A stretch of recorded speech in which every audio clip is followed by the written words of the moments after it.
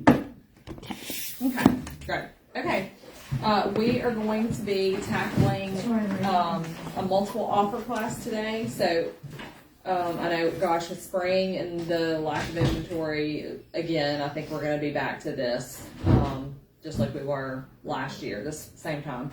So I want to go through some different strategies with you. And we're going to go over the escalation clause itself, and then I'll show you an example of a buyer letter that I sent with a multiple offer before. So the first thing that I'll say whenever you're thinking about multiple offers is that we really have to think like a seller. In a seller's market, you need to be thinking like a seller. So try to help your clients put the shoe on the other foot and say, okay, if this was your house and you were selling it, let's think about it this way.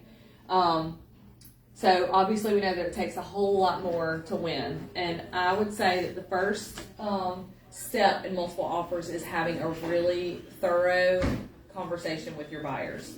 So you need to know, how bad do they want this house? Like, is this is my dream home and has everything in the world that I want, and I will just literally die if I don't win. Because if that's the case, then you need to get ready to throw everything that you've got at this. If they're like, well, I like it if I can get it for this price, well, that's okay. But at least you know then what you need to do in order to try to help them win. So let's start going through just some strategies. So, and I will fix the spacing errors, and once our printer's up and running, I'll print you guys copies, or I can email this to you if you want to have it just in email form, that's fine, so that you can refer back to it when you get in the situation. I do that for myself. Like, I mean, I teach the class and still I'm like, ooh, what are, like my brain is gone now that I'm writing it myself. Okay, so the first thing obviously is the purchase price. I mean, obviously we know that we should offer more money or be willing to offer more money in order to win. So there's a couple ways to go about that. One is just on your original offer, you put, this is what we're willing to pay, this is the max amount that we're going to do. The second option, which is an option that I like a lot, is the escalation clause. And the reason that I like the escalation clause is because with the escalation clause, you have the option of not paying more than you really wanted to pay to win the house. So, if the buyer is like, look, if I have to, I'll pay $25,000 over the asking price. I want this house so bad. But obviously, I mean, for me, and this is me thinking like the buyer too, I don't want to just go in and offer $25,000 over, because I could win for $15,000 over. Well, I'd love to win for $15,000 over, but I just know in my mind that if I had to, I would pay this amount. So do you not submit an escalation clause unless it's multiple offers? Very good question. Very good I question. think I'm confused by that. Okay. Do you not send an escalation clause unless it's multiple offers? Okay. So that's a great question. I have received offers before I had any other offers on the table with an escalation clause attached. So what in your mind, let's just think of the seller. If somebody sends you an offer with an escalation clause attached and there's no other offers on the table, what are some thoughts that you might have originally? Counter for the highest. Okay. It's already their highest, yeah. I ain't worried about Okay. I would say counter at the half that's moved in the escalation. But I'm just saying, what would you be thinking, like as a seller? Like, what are They your price really the house want too it. low. They really want it. Yeah. They really want it. That's what that tells me immediately. They really want this house. What does the escalation clause say? We're going to go over it. But the escalation clause says that this only goes into effect if another offer is on the table and you can prove to me that the other person was willing to pay this much. Because that doesn't go into, could the seller counter and say, well, I want this much? Yes, they could. But is the buyer going to pay that if there's not another offer on the table to prove it? Unlikely. So, I have received offers on houses that the person probably thought, and smartly so, that this is probably going to get into a multiple offer situation. So they immediately threw everything they had at it with their first offer. They didn't wait for me to call them and say, because what does the seller have the right to do? Whatever they want to do. They can work any offer they want to work. They can counter everybody and say, I'm calling for highest and best. Yeah. They can counter one person over the other. So if I initially go in with my best offer that's got an escalation clause attached and all of these pieces that are, in play with our strategies, at least I have conveyed to that seller, I'm extremely motivated. I really, really want this house.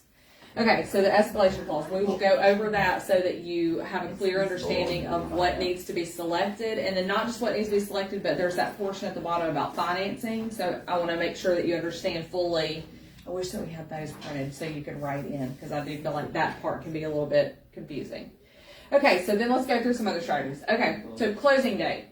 Not just what closing date works best for your buyers, but does your buyer have some kind of flexibility with the closing date? That could be a huge advantage to the seller. I have a listing, my listing in Stone Creek. Those folks said it would be literally like a dream if whoever buys our house would let us rent it back to them until we get out of school, which would be an equivalent of probably like 8 weeks. Well, it's unlikely, and I told them that initially. It's very unlikely that we're going to find a buyer that would be willing to rent the house back to you. But you know what happened? The buyer's agent called me and said, hey, we're going to send you an offer. Do you have any others coming? I said, I have, X amount of showings. I have somebody that's very interested. I do not have, nobody has told me I'm receiving another offer. She's like, well, what's your seller's situation? And I told her, well, they're moving to Texas after we get this home sold. They're going to just try to find an Airbnb or something like that.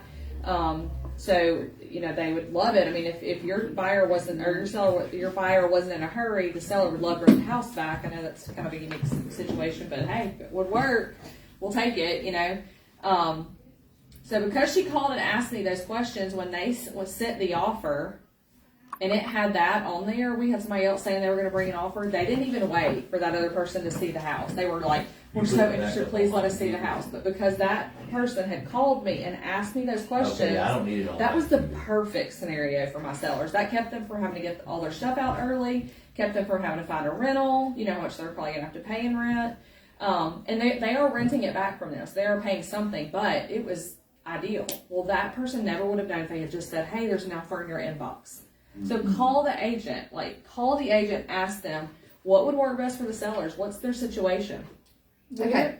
Yes. On closing date, where are you putting that on a potential lease back or like a buyer flexibility in your offer? Okay. They put it in additional provisions, and I would say that is the place to put it. So you actually put it in your offer. That's right. Putting it on a cover letter. Yes. Okay. Yeah.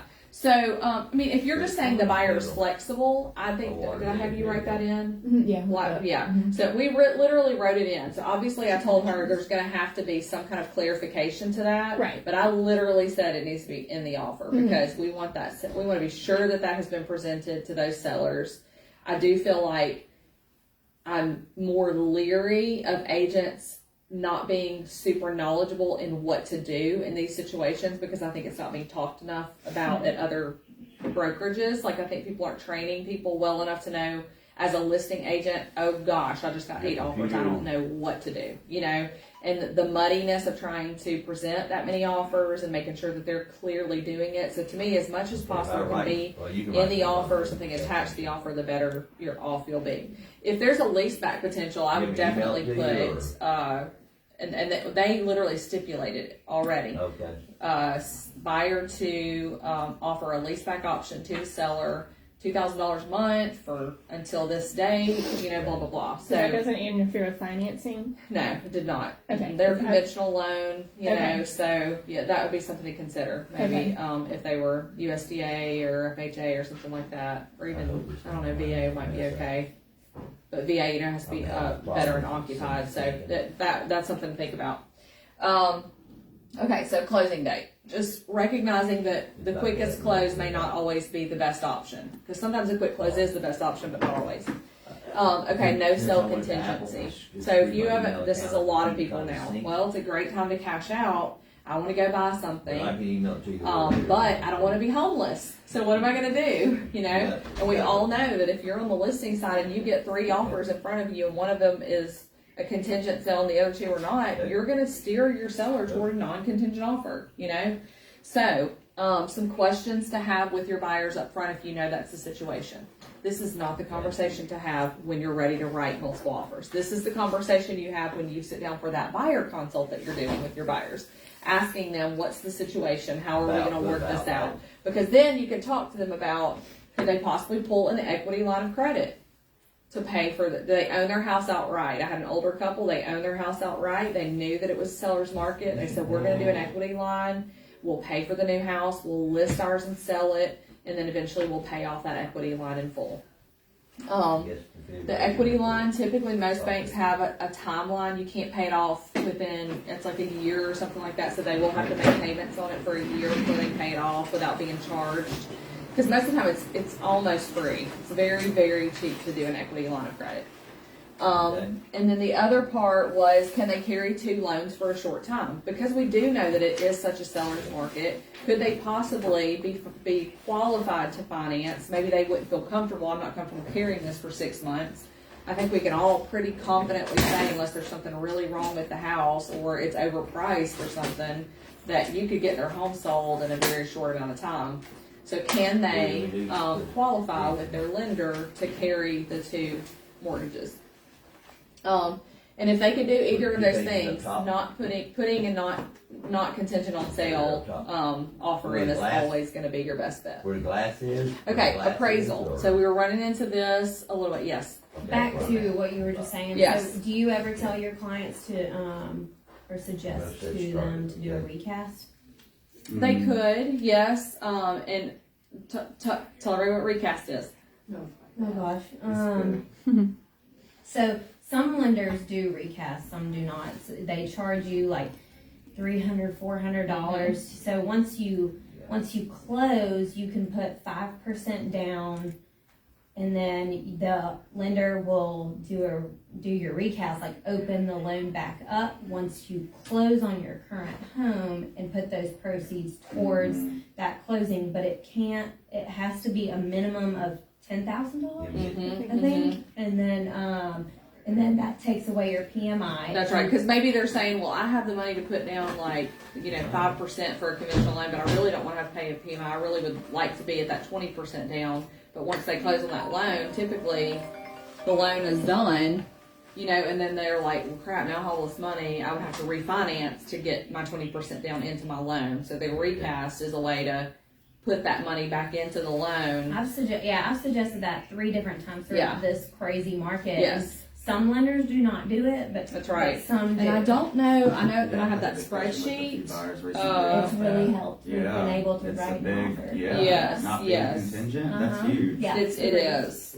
I think on my lender spreadsheet, if I don't have Usually, that. I mean, they don't pay the first mortgage for the first month, so really, That's right. let's say you got Exactly. 3 months until they close, really, they've only floated 2 mortgages for 2 months. That's Yes, right, they have yeah. explained the They're recast taking a all few those times in proceeds, the That's right. and their said, months yes, and we'll their do that, and Oh, then yeah. their Mortgage house payment insurance is going contract said way down. they don't need to Way worry down. That's about it. right, But yeah. it's something that they can. I'll in the back of their add that pocket. line item to my lender spreadsheet, recast, and, that, because I think that'd be a really good extra line item to know about. But do y'all get that? You understand kind of the process behind that is that you have 2 loans, you have 2 mortgages, but you're pulling the money from that other one once it closes to redo essentially the loan without being charged all those closing costs to redo it. Yeah. Okay, appraisal. So we're not seeing just a ton of issues, but obviously if you get into a multiple offer situation and you're really paying way over the list price, that you need to talk to your buyers about there's a good potential that we could run into an issue with appraisal. And this goes back to kind of knowing your market or knowing that neighborhood specifically. If you're newer, if you're making an offer for a buyer, you yourself should be pulling the numbers for that neighborhood. You should be knowing kind of the average of what it's selling price per foot, so that you're doing your clients a service by saying, hey, I feel good about us. Is this home priced right? Well, in this market, you kind of throw that out the window a little bit, but it's like, am I vastly overpaying for this already at the list price they have set it for, or do you, how do you feel? And clients a lot of times will ask this too. How do you think this is going to appraise? Well, there's a chance it's not, because there aren't a lot of comps to support this.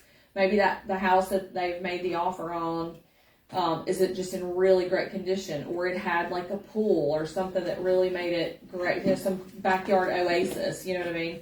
And I do think Taylor Parks, kind of hinted toward this, that appraisers are trying to justify the price, and if they know that it's multiple offers, then that obviously plays a part in them giving a little bit more value to the home, because if, 8 people made an offer on it and it ended up being 20,000 over what it was listed at, I mean, to me, that is the market value of the home, Now, is the market value being, inflated because of the supply and demand? Yes, or because it had some special features or whatever, yes. But it is the market value. That's what market value is, So we all know it depends on what appraiser you get too, as far as that goes. But something I did see a lot during the time when it was getting just really crazy was some people that would be willing to pay the difference if it did not appraise. So, just say that you have, a conventional buyer doing 5% down, or let's say 20% down. So they already are going to have, a good little chunk of change into the house, and you're writing the offer, you've written it for 20 over, and you look at it and you're like, there's a good chance this could appraise for maybe 10,000 less. And if it does, what are you going to do? You can't take a mortgage out for that 10,000 additional money. So you need to help them understand what that means, because a lot of people don't really comprehend. Well, okay, so it didn't appraise. What does that? I mean, I want it. I don't care if it didn't appraise. You need to help them understand what that means, like for their bottom dollar, what they're going to have to bring to closing when it comes to their mortgage. That they were trying to be at that 20% down, because obviously that keeps them from having to pay PMI. So if the appraisal comes in 10,000 less, so they have 10,000 more to put into the house, so that they're not having to pay PMI if that's a really big deal to them. So you just need to be sure that they really understand what that means before you go throw in contingencies or words like this out that will pay the difference. Another thing that I saw was people saying, we will pay the difference up to X amount of dollars. You know what I mean? So, the buyer is willing to pay the difference in appraisal up to $5,000 or whatever. So just be thinking about, this is throwing everything to kitchen sink into it. This is one of the things that you could do. Okay, so the next one is shorter contingencies or remove them altogether. So this is something that, when it comes to the due diligence contingency, a buyer is going to have to hold me down and to make me take away any due diligence contingency, because I just don't feel like there's wisdom in that.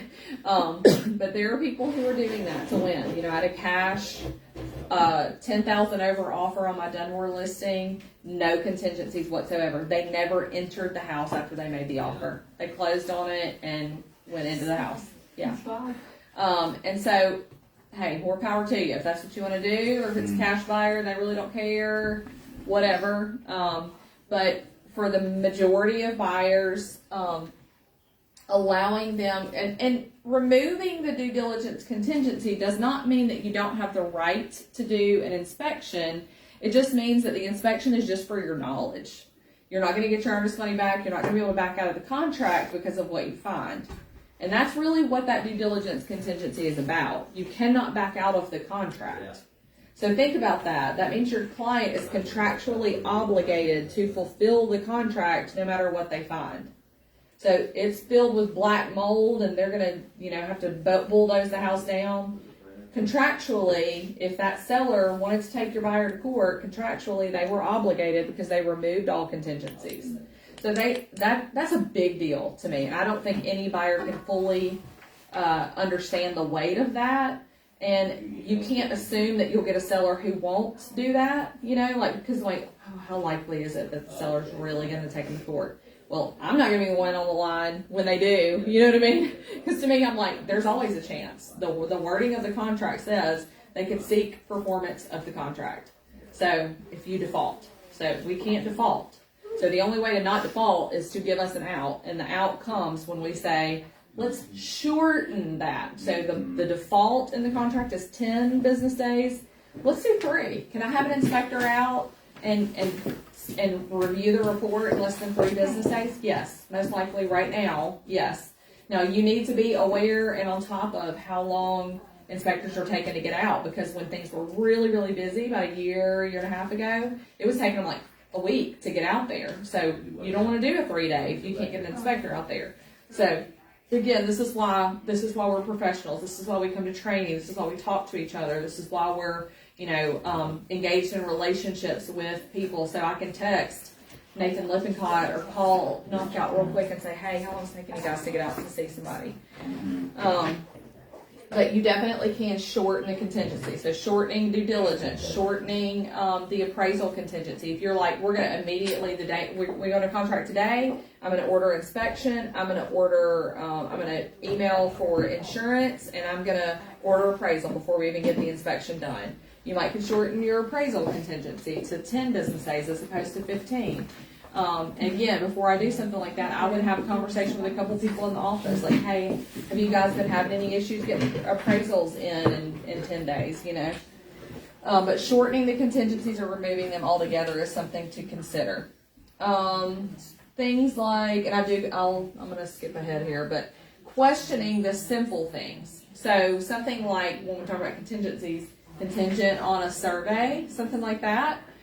So asking questions about the simple things. Does the seller have a survey? Yes or no? Because immediately that answers a question in the contract that you could keep the seller from having to counter.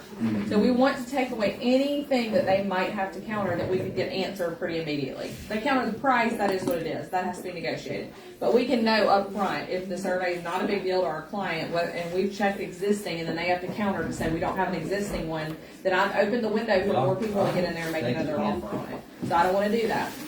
I want to take away these. Title company. I love Alabama Land Title. Everybody knows that. But I'm not going to put Alabama Land Title if they've already sent title work to Anchor and it's gotten started. I'm going to ask them, do you have a preferred title company? If not, I love Alabama Land Title. And if they say, we don't care, you can put it in there, then I'll put it in there.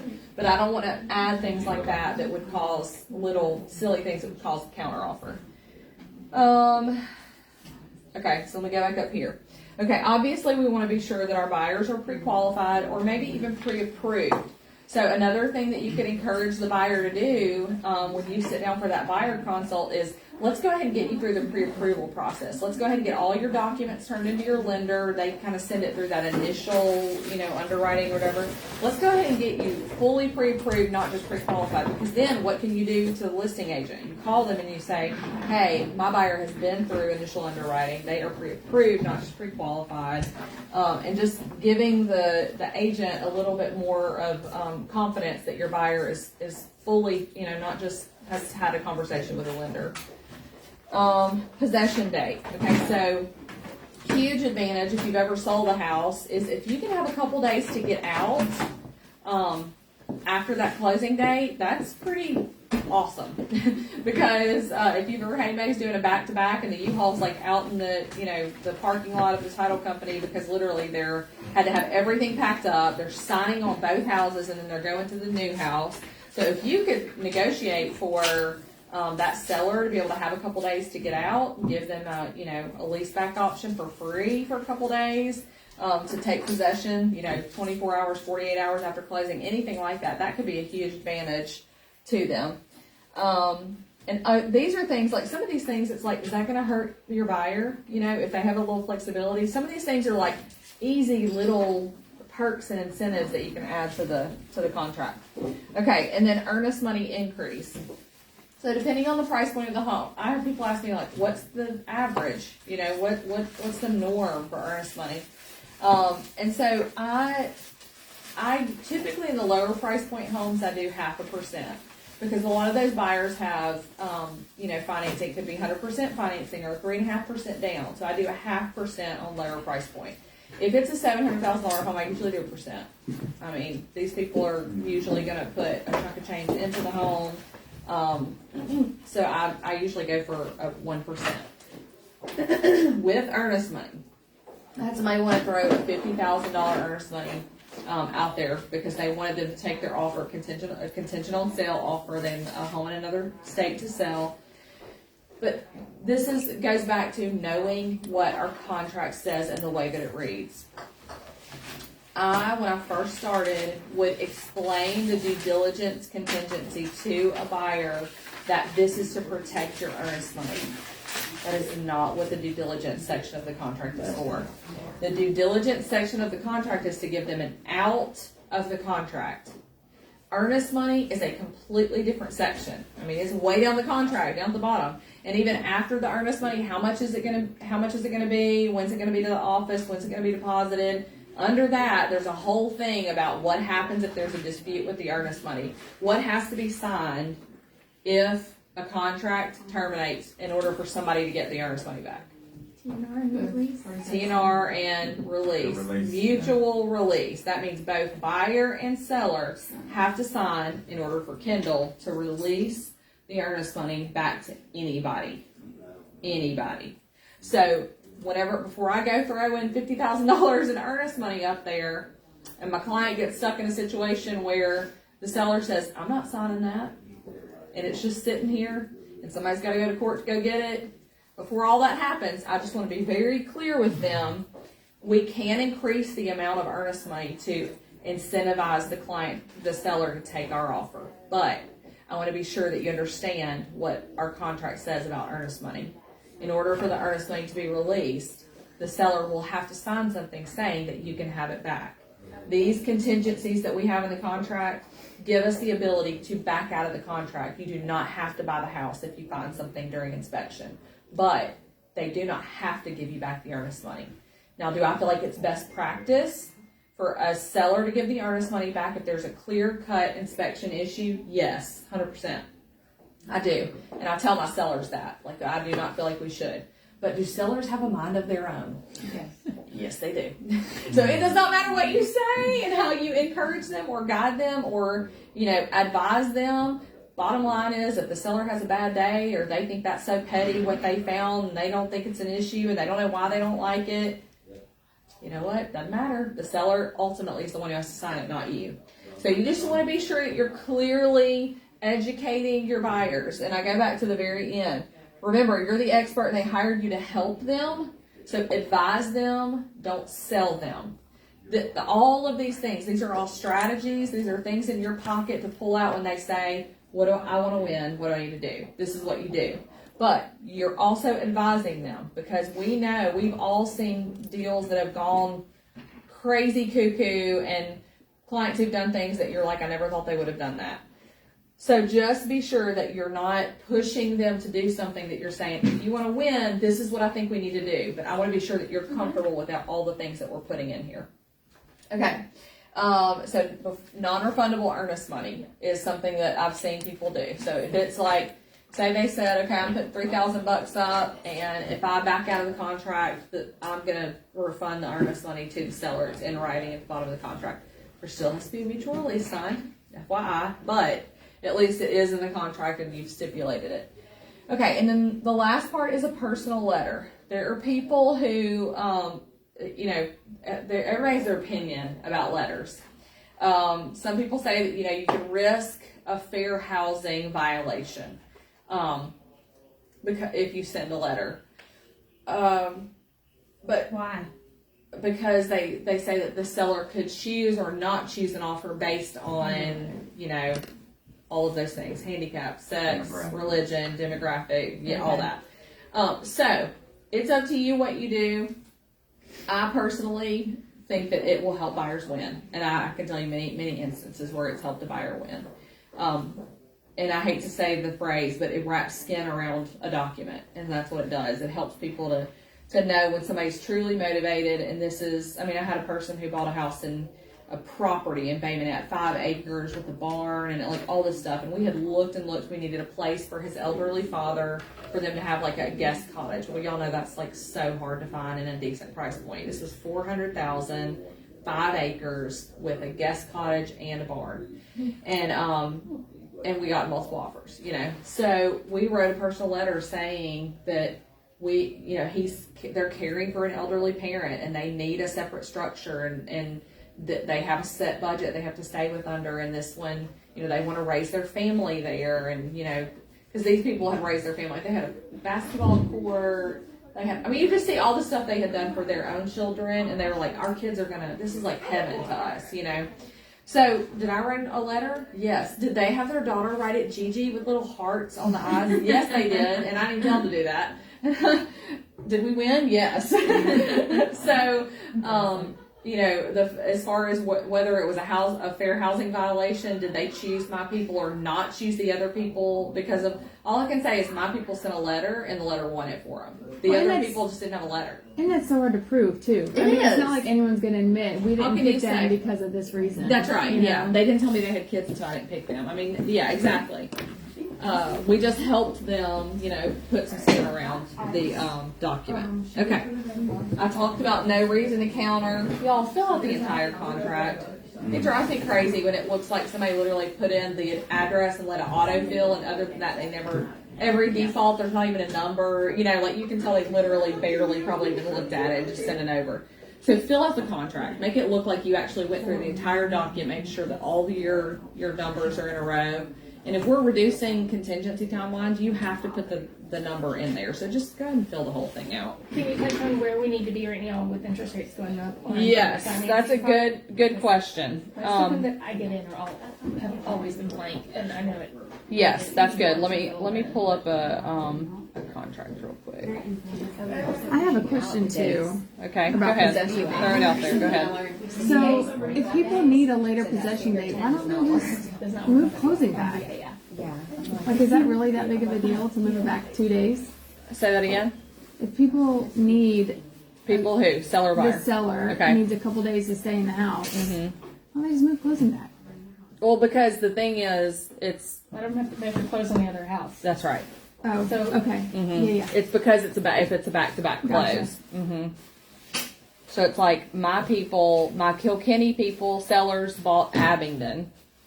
So they had to be out of their house to get into Abingdon. Well, the Abingdon guy already had a place to go. So he was like, hey, if they need to move in a couple days early, so they had all their stuff out of Kilkenny into the new house the day before. So that when we were at the title company closing, Kilkenny was already empty for a day and had already been cleaned. And it wasn't like they were scrambling because everything has to be packed up in one. Especially if you're moving in the same town, having everything in a moving truck completely packed and emptied out of this house to go to the next house is a lot, you know. So it just depends on the situation. It definitely depends on the situation. Okay. You make sure you have a pre-occupancy on there, though. I do. And we have a standard document called a pre-occupancy agreement that has clear-cut stipulations on what's supposed to happen, when they move in, how much they're being paid per day, etc. Okay, this is the section of the contract that we're referring to. Okay. So, if the buyer is, obviously they're getting a mortgage, it tells you how long, what type of loan, and then it says right here, interest rate not to exceed X. Kendall just ran into this from a seller perspective. We all know interest rates are on the rise. So if you get a contract and it says 4 here, well, immediately you're going to be like, today's interest rates are over 4. So now I've given this buyer the right to back out of this contract when I know very well that the interest rates are over 4. So what do I need to do about that? You need to counter that. That needs to be countered. So you need to say, I'll restate this section of the contract. So I would put like section B, interest rate, so it says, so big, sorry. Okay, sales contingent upon the buyer's ability to obtain a mortgage with an interest rate not to exceed, and then I would change that number to 5. Because to me right now, I mean,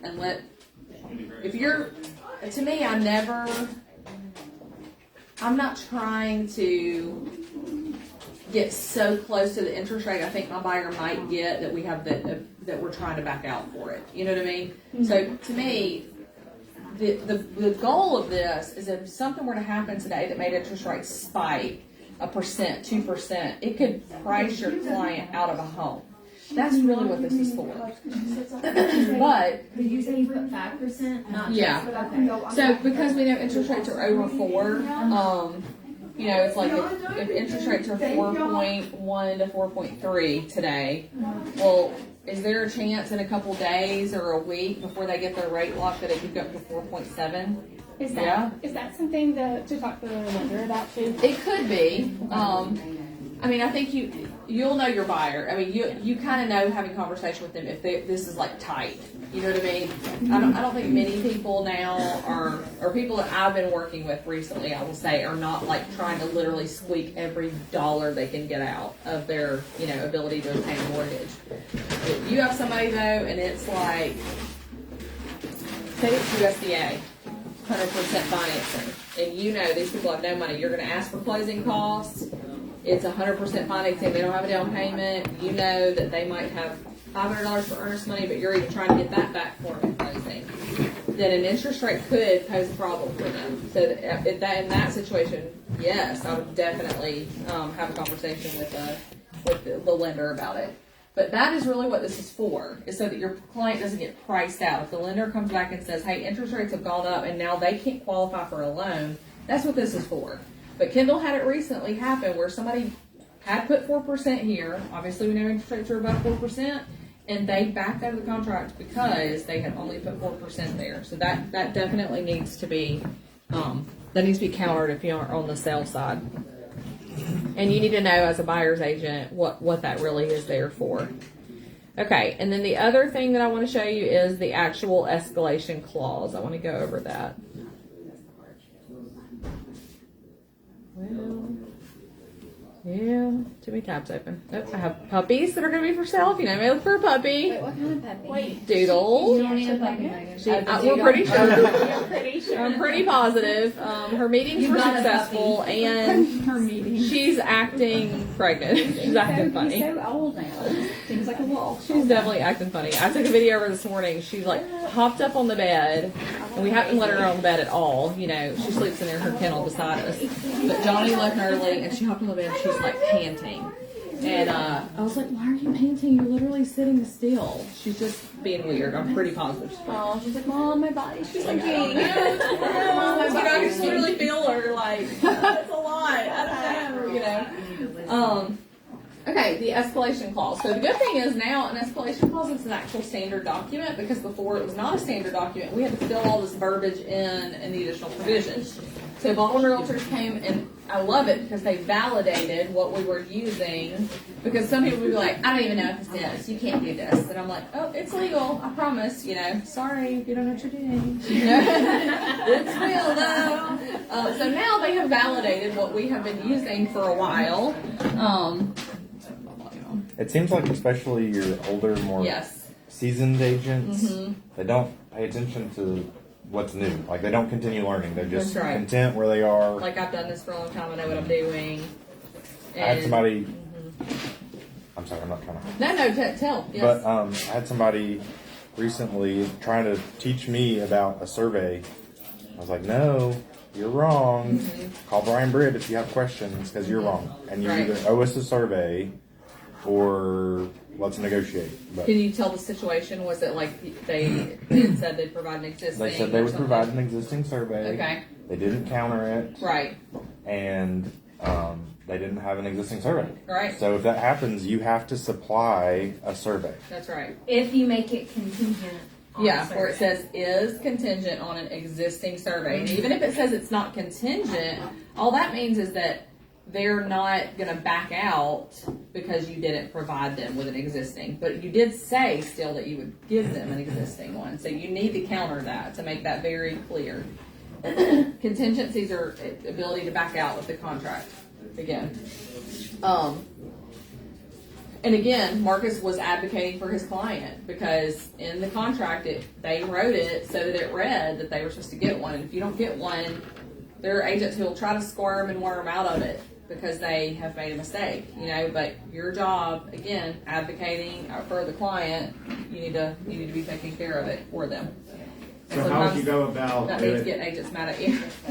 Would you write like an addendum giving a new survey contingency for them to actively go out and get the survey done within the contract to close time frame? Like if you had done it contingent, or if they came back and Right. said that they didn't have it.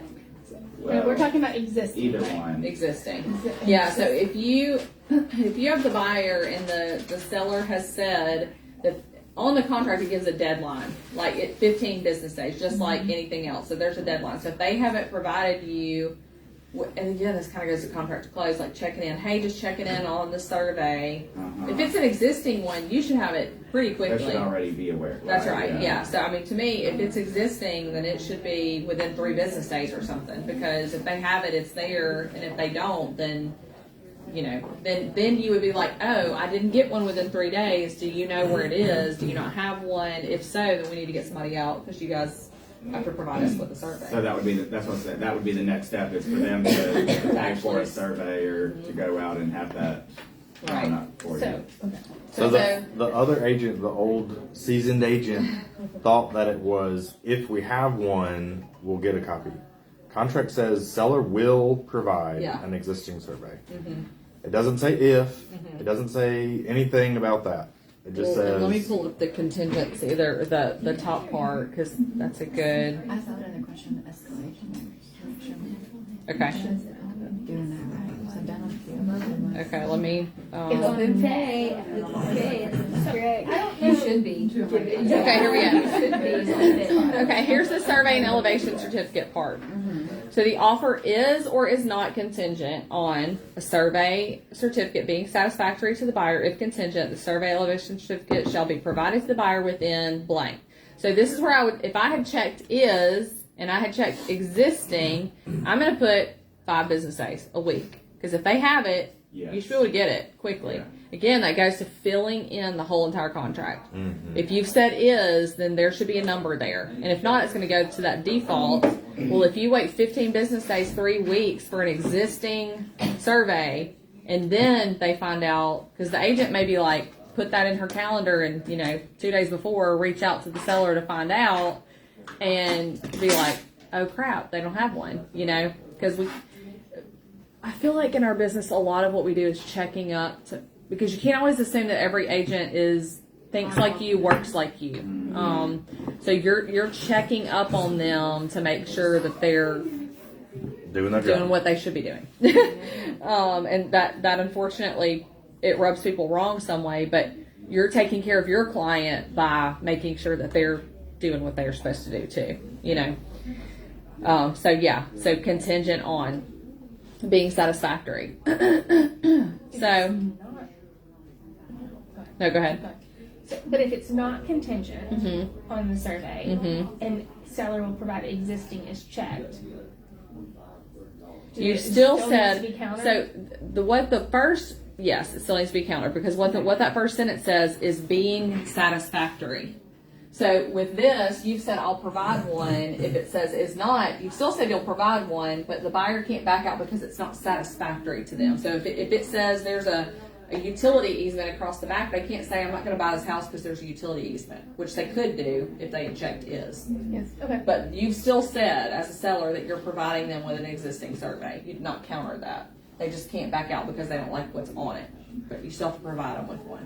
What I've been doing, because if you have the buyer and it's just one more point of contention, you're trying to get a clean offer to the seller.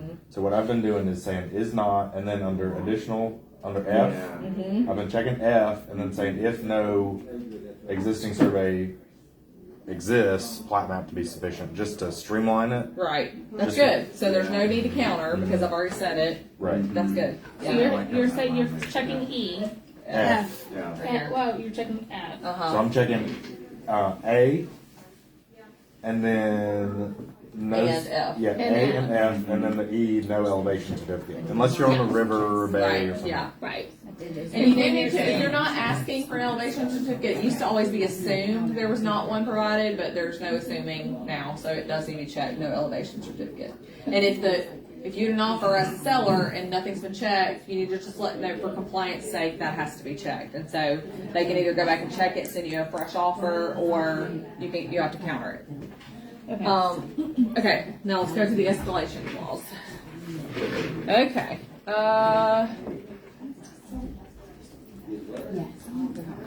That one. I didn't have to see So that sentence. with your dog, Yes. do you just lock her in a room with the man? We and just took her over to walk their away for house. 30 minutes? Oh, it didn't take 30 minutes, girl. It was not like that. Just curious how that happened. It did not take some long. privacy and Yeah. I was Okay. like, yeah, because we're kind of like, well, what do? Yeah, they figured it out real quick. Real quick. It was like, oh, okay. Well, they figured it out. And then you're like trying to have a conversation and everything. It was very weird. And they were right by the door. Like, they didn't even make it past the back porch. Yeah. That is funny. Glad that's on the live. Sorry. Okay, so now we're moving on to the actual escalation clause. So if you're doing an escalation clause, you need to note it in additional provisions. Escalation clause attached to existing offer, and you need to attach the escalation clause addendum. This is considered an addendum. It's an additional to the contract. Okay, so obviously this stuff is, it's between the buyer and the seller. So that's standard. Okay, let's go here. All right, so escalating terms. So the escalating factor. In the event that the seller receives one or another additional bona fide offers to purchase the property with terms acceptable to the seller, but which results in net proceeds of the sale payable to the seller equal to or greater than the net proceeds of the sale payable to the seller under this offer. So net proceeds, so essentially their bottom dollar is higher than what your bottom dollar has given them. Then the sales price stated in this offer shall automatically increase to an amount which generates a net proceeds of sale to the seller equal to how many dollars in excess higher than the net proceeds of the other offer.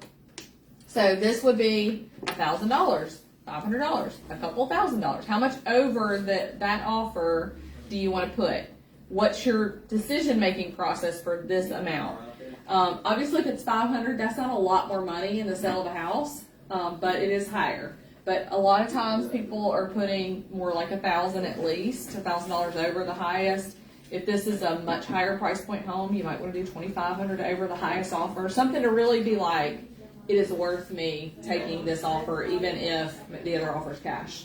You know what I mean? Because that's what I always think. If I'm financing and I'm up against cash, that's how I'm thinking with escalation clause. What's your opinion of like the odd numbers? Because I had one that was 501. Yeah. And on the selling side. Okay, and I've done that here on the cap. You know what I mean? So like the cap, the sales price under the offer not to exceed. So then I try to think like somebody else who might be trying to beat me. So if the price is $200 and I'm like, we're willing to pay $25,000 over, well somebody else might be too, and I've said I'll do $2,500 over, well then I'm going to do $27,600 on my cap, so $100 over even if somebody had done $25. You know what I mean? Mm-hmm. Because I'm trying to think about who might be trying to beat me and how if they $25,000 is a lot, obviously in that price point, but I do it on the cap. Okay. So, yes, I mean, because it is still, I think they might kind of laugh and be like, oh, look, man, the dollar's definitely, Hey, that has ended up appraising for $1 under, so. Right, yes, I remember that. That's That was right. ridiculous. No. The documentation. Okay, so if your client says to you, well, how do we know that they won't just make me pay this much? I don't want to pay this much if I don't have to. Well, if the escalation clause goes into effect, then they will be countering your offer because they have to counter what number it's going to be because the escalation clause has gone into effect. And that's how it should read. It'll read something like, due to escalation clause terms, purchase price to be, and they put a number. One time have I seen this play out not to my buyer's advantage. And all the time that I've been using these. And again, it goes back to an agent who is not a newbie agent and does sell a decent amount of real estate, did not know anything about this. So he countered per the escalation clause, Then when I asked for him to provide the documentation, he said, oh no, the offer was lower than that. And I was no, you can't do that. You can't do. So anyway, it ended up being this big thing. He's like, well, we'll just take the other offer. I'm like, no, you're already like, no. So literally, it was like, okay, well, either your people pay this much, or we're gonna choose the other offer. It was bad, y'all. It was a horrible bad. Anyway, all in all, the way the market's been, it was fine. They still are in equity position already within 4 months of that offer. But that's the only time I've ever been where I had an agent just really not know what the heck they were doing and really were a turd. Okay, documentation, because when I say to my buyers, well, they have to provide us with documentation that shows me that this was the other offers net and that we've gone over that. And so obviously, it used to say just like page 1 where you could just see the amount, but it says net. So if the other people had asked for closing costs or you've asked for closing costs, it's got to be something that shows the net proceeds. Multiple escalation. So the buyer acknowledges that the escalating factor of this offer and the escalating factors of other offers may result in multiple escalations, and in some cases, escalation to the cap. I don't even know what that means. Okay, let me think about that. So like you have if two there's escalation other, clauses. right, that's right. They bid each other up to the cap. That's right. Then it says in some cases escalation to the cap, but we've said the cap is a certain number. It means that they're ending. So if you have a 200 escalated to 210, if you have 3 escalation clauses in place, and 2 are in yes, the yes, 210 and one's in the 215, That's right. yeah. That's right. So if there were 2 on the table, but the bottom line is it never goes over whatever is stated in this. It cannot go over that amount. Like it's almost like you're out. You know, it's like if you watch an auction online and they keep bidding, eventually it gets to the point where I'm at my cap, I'm out. You know, my paddle goes down. The other people, if they had an escalation clause up to, 212, then they would win. Okay, this is the part that I wanted to kind of hone in on. I want Megan to. So that cap Be a number is part of the this. total purchase price number that they're willing to That's pay. right. So if your offer, That's- like let's say that your offer you'd ask for $3,000 toward closing costs because they've saved up $2,000. You calculate they're going to be $5,000, but they have to have those closing costs. Can you wait, It's like- net. Can you wait like 2 seconds Yeah. to do number 2? So Okay. here, Yes. I'm gonna go. Yes. So it's net proceeds. So it doesn't. The escalation clause only affects that purchase price. So if you've asked them to provide you with a survey, a new survey, and a termite bond and a home warranty and closing cost, then your offer net, all those things are going to be taken away. Yeah.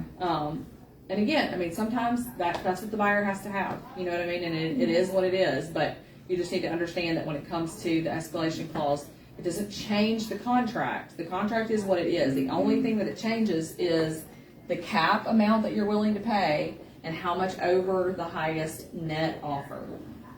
So if your offer was 203 and the other people's offer was only 200, they didn't ask for closing costs or a home warranty or a termite, like their offer is actually better than yours, even though you offer more money. So,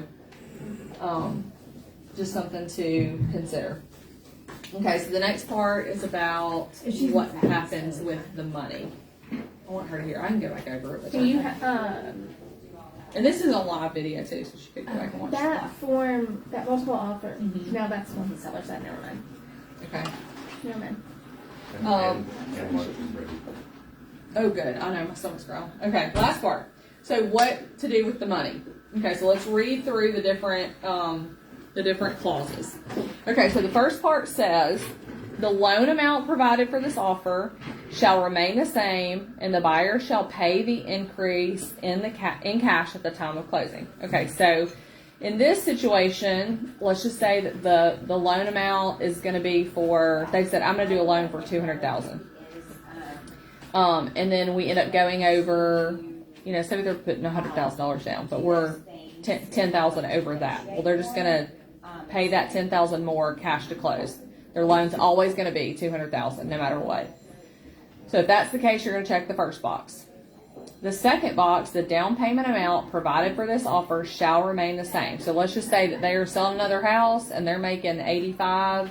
No matter what, they're only putting $80,000 down. So no matter what happens to the price, the down payment is always $80,000. If that's the case, you're going to check number 2. Any increase will be added to the loan amount. Number 3, the loan amount provided for this offer will automatically increase to be blank % of the new sales price. So let's just say they wanted to put 20% down so that they were not having to pay PMI. And that, no matter what happens with the amount of the sale price, they're putting 20% down because they're trying to avoid that PMI. Or it's an FHA loan, 3.5% down. So no matter what, they've said it's going to be 3.5% of the new, or 3.5% down, so 97.5% of the new sales price. So if that's the case, they have a set amount that they're, loan amount, increase to, hang on. Yeah, hang on though, I need to think about it though, because I just have notes written on it for myself so that because I have made it clearly in my mind. Okay, loan amount provided for the offer shall automatically increase to blank percent of the new sales price. Loan amount, 8%. Okay.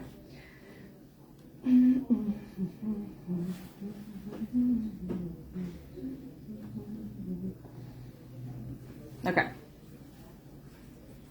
So if the loan amount, let's say the loan goes up to $10,000 more. But again, I go back to that percentage that they're putting down is set. That is right? Down payment amount. Yeah. Number 2 would be if the down payment amount is a number that you're not going to go over, and number 2 would be if it's a percentage, or number 3, would be if it's a percentage. So if they're doing 20% down, it's going to be number 3. If it's number 2, it would be if they have $50,000 to put down on a house. They have a certain amount of money, then that's number 2. And then number 3, the loan amount shall not exceed blank, and the buyer shall pay any amount of the increase in the sales price, which is not included in the loan amount, in cash at the time of closing. So let's just say that the lender they have said, I have a person like this recently. I don't want to do a mortgage for more than $250,000. She's actually got loads of money to do whatever she wants to with. I want to do a loan, but I don't ever want the loan to be more than $250,000, no matter what price point house I buy, because that's just, I'm going to finance a little bit of the money. Interest rates are good still. Bottom line, the loan amount's $250,000 no matter what. And so if that's the case, then number 4 is what you're going to check. Okay, any questions on that? No, I'm trying to confuse y'all. Yes, my question is, because I've had to use this a few Okay. times, and on that last one, that's also what you would check if they're doing like for VA, Okay. like doing the 100%, like doing a cap. No, it would be number 3, the loan amount provided for this offer shall automatically increase to, and it's always going to be 100%. Or really, honestly, okay. number 2 too, because the down payment's 0%. Okay, so I mean, okay. so really number 2 or 3. You could put number 3 and put 100% of the new sales price, or number 2, because number 4 would come into play if your parents had said, I'm not going to mortgage anything more than $500,000. Well, Okay. that's not the case. They're saying no matter what the purchase price is, I'm going to be doing 100% financing Okay. because it's VA. So Okay. number 2, the down payment amount provided for this offer shall remain the same. Is that the Okay. case? Think about their original offer is 0% down. Does the down payment stay the same? Yes. So it would be number 2. Okay. That's the cleanest way because it's 0% down. Okay. Number 3, I think FHA. That's my immediate 96.5. I can't do math in my head, obviously. Because the loan amount's going to increase because we've gone up on the price, but no matter what, it's still going to be 96.5% of the total amount. USDA could, that's right. I mean, I think 2 is probably the cleanest for 100% financing because the down payment is always 0%. Okay. I think I've gone way over on my time. If y'all have any other questions, of course, I'm glad to help you guys one-on-one. The escalation clause is in templates in .loop. And then if you want a copy of here's one of my letters, if y'all want to read that I have sent in. And then if you want a copy of the just little paper that I have that has like all the little strategies, I can put that in on our Facebook page, or I can email that to you guys directly. This is the letter that I sent for one of my folks. And I send people, some people are just good at it, and some people need an idea, so I send them this one if they need an idea.